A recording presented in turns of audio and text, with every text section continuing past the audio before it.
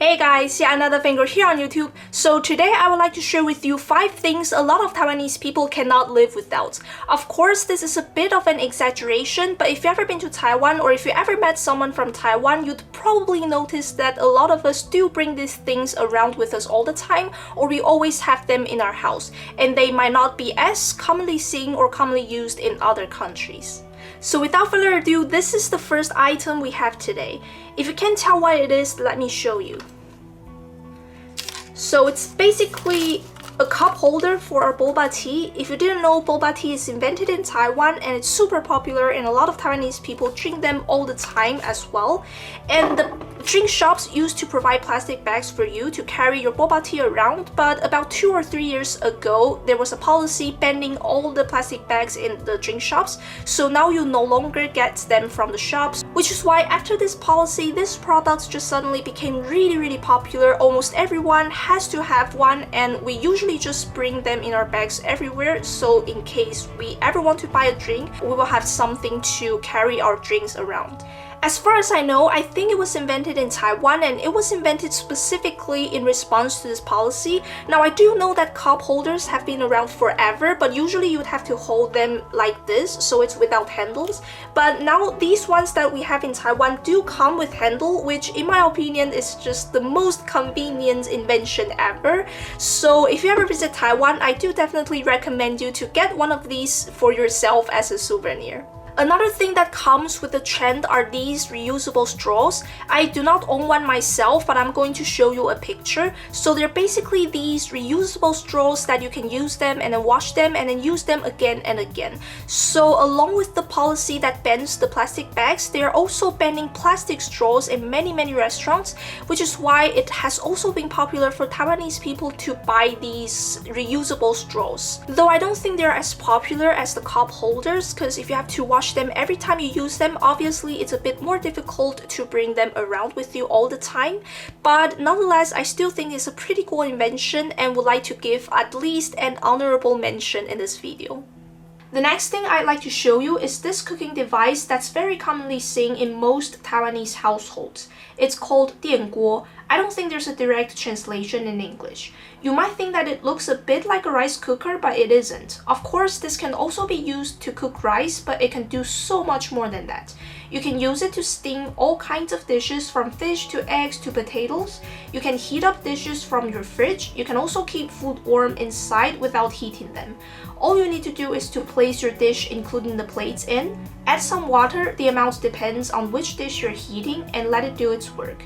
This cooking gadget originated in Japan. Then there was a company in Taiwan called Datong Company, which designed this most iconic prototype in Taiwan, so that nowadays when you mention 电锅, this image and the company are the first things that come to our mind. So before microwave became popular worldwide, this is basically what we use in Taiwan to heat up leftover dishes from days ago.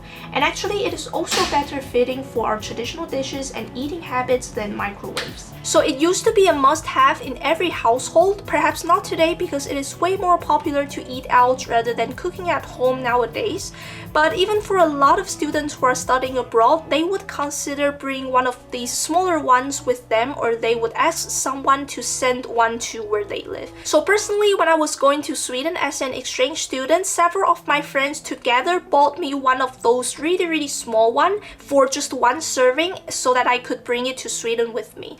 And it was really nice. I cooked almost every day with it, and even some Taiwanese people I've met there also borrowed it to cook some of the things they wanted to cook.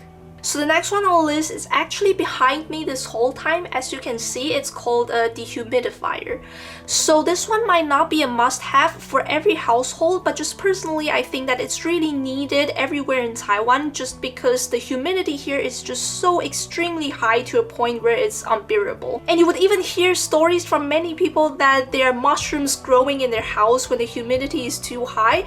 And I'm not even joking. I'm going to show you a picture of actual mushrooms growing living inside people's house. So as you can see, this is what happens when you don't have a dehumidifier in your house in Taiwan. And even if you don't have a mushroom problem in your house, it's still overall quite inconvenient when you don't have a dehumidifier, because when it rains all day every day, it's just really difficult for your clothes to dry. And you might not know this if you live in a dry place, but when it's really humid, there will be a certain smell that comes out, and it's just really unpleasant. Before I move on to the next item, I would like to give a quick shout out to the creator of this background music I'm using in this video, who is also my first ever Patreon member. So please check out his YouTube channel for more loyalty-free music to use in your own video like this. Most of his other content is about programming, how to become a developer, and what does it look like to be a developer. The language is mainly in French, but there are going to be English subtitles. There's also this recent video where he talks in English about his journey of learning Mandarin Chinese, which is just pretty cool in my opinion. He gave some pretty good advice for beginners as a beginner and recommended some free resources for learning. So if you're also thinking about learning Chinese, you might want to check this one out. I'll link everything in the description. So again, thank you greatly for your support, Pierre. Hopefully my pronunciation was not too far off. And if you'd also like a shout out from me like this, there's still one final place left, since I'm only doing this for the first 5 members to join my $5 membership. So please do consider grabbing this final chance. As a member, you will get 1 additional video every month, 2 additional posts about Taiwan, and you will also get to vote for what video I make in the next month. Next, we have this. I think it's called the Thermos water bottle. So basically, it keeps your water at a certain temperature. So if you put hot water in it, it will keep it warm the entire day.